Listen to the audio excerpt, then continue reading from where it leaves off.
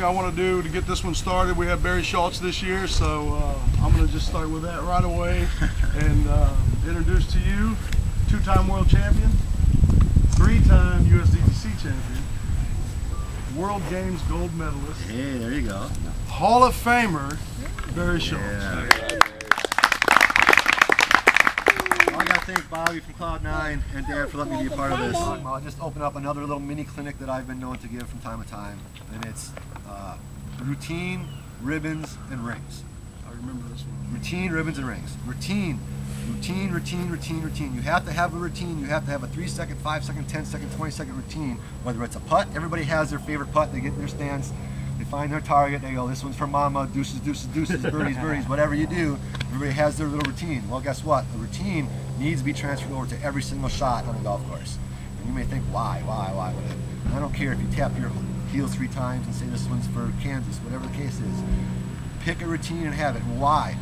It gets you thinking about something positive and something positive for the round. If you're going through your routine, you're not thinking about that OB on the left, you're not thinking you're 4 behind, you're not thinking about, I'm so hungry, lunch is 4 holes away, what am I going to do till then? You're not thinking about that, you're thinking about your routine and executing the shot. And also, you're not thinking about everything in the world when you're standing there behind your mini. You're worrying about your routine. The outcome means nothing if you have a routine, because that routine is just, I'm going to execute the shot, I'm trying to execute the shot, this is what I'm going to do. It's all positive reinforcement. That's what routine gives you. Does that all make sense to people? All right, so routine. Ribbons. Ribbons is a little harder to explain, but it has just as much benefit, right? Along with that routine, I want part of your routine to be visualize where you want that disc to be at all times, whether it's a putt, whether it's a rescue shot, whether it's a tee shot. I am imagining, let's see, when I'm throwing that shot in the 18, I'm up there on that second shot for my 2, I'm looking down, I'm standing there, I'm thinking, okay, I'm throwing my disc here, it's going to be this high, it's going to go there. Now, not only am I thinking that, but just like a video game, that disc is leaving a ribbon behind it. And I'm seeing that shot shape going down the fairway, landing 20 feet short, skipping 5 feet short, and stopping right there. So I see that ribbon, that shot shape, that positive reinforcement. This is what I want to have happen. This is what I'm going to do. This is it. Not ricochet OB, not the tree, roll down the hill, whatever the case is. So there, I got that ribbon. So then I go through my routine of take a breath, feel the right spot in the disc, say hi to mama, and do your walk up and hit that shot. But that ribbon gives you a positive reinforcement. This is what I'm trying to do. This is what I want to have happen. You'd be surprised how many people just think, there's the basket, here's my shot, and they just kind of throw it towards the basket. You don't really have anything in mind. So I want you to be self and disc aware out there, all right? So getting that ribbon. So we have routine, ribbon, and rings. Easy so far? Good. All right, so rings is all for putting. People usually pay for this lesson. This is a good bonus right here. This is where it's at. He touched on almost every portion of what I'm about to tell you with his little putting routine and what he focuses on there. See if you can see where he touched on that with my little routine here. Rings. Putting can be daunting sometimes. That basket can look small. A 40-foot putt can look like a 60-foot putt. A 20-foot putt can look like a 40-foot putt.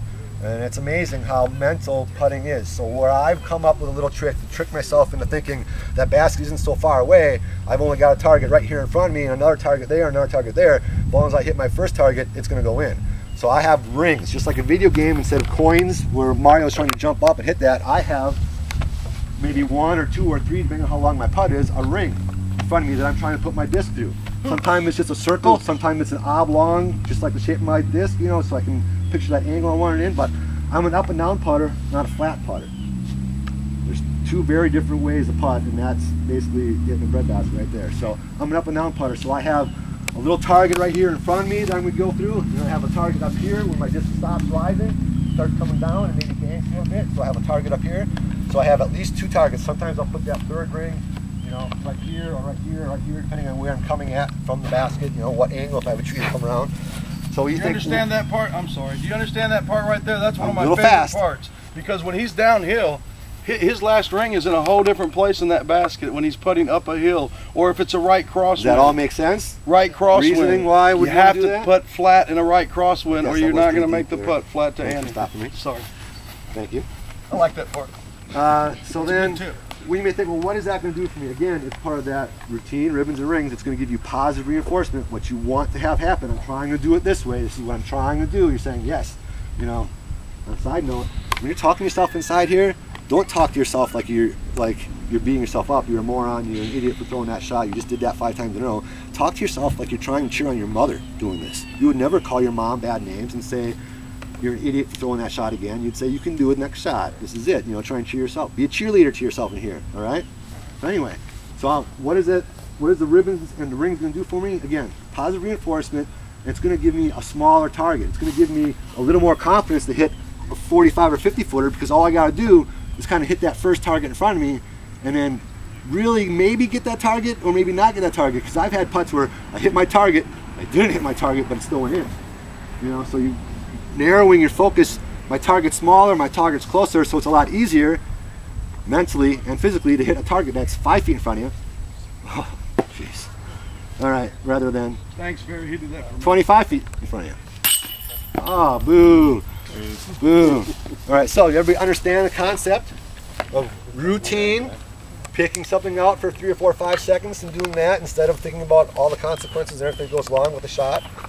Ribbons, imagine that disc flight through the fairway, you know, through the trees in your rescue shot, whatever the case it is. And then rings, when you're close enough to picture those rings, you can go through a ring or two at the basket, go for it. And along those same line, one of the best putting tips I ever gave and received, I received it before I gave it out again, is small target, small miss. Big target, big miss. If I got a putt right here and I'm just looking at the basket, guess what? Woohoo! Hit the basket. I hit the basket. That's success, right? No. No. I want a small target. I want the bottom of the paint line. I want the scratch on the paint. I want a whole link. I want the weld on a link. I want a piece of bird crud on a link. Whatever you're comfortable with, trying to have that target, focus in on that one point. It eliminates some of your bad thoughts. It narrows your focus. And I missed that target by 3 or 4 or 5 inches, which I didn't, but I did. It's still going to go in. Like that, I missed by 5 inches. But I still had success. I had a small target. Does that make sense? Especially on these ones that we're supposed to make, all these gimmies that aren't gimmies at all, these little 8, 10, 12, 15 footers like this. People just kind of randomly, oh, this is an easy gimme. What? Oh, man. I think the key phrase there is nothing for granted. Exactly.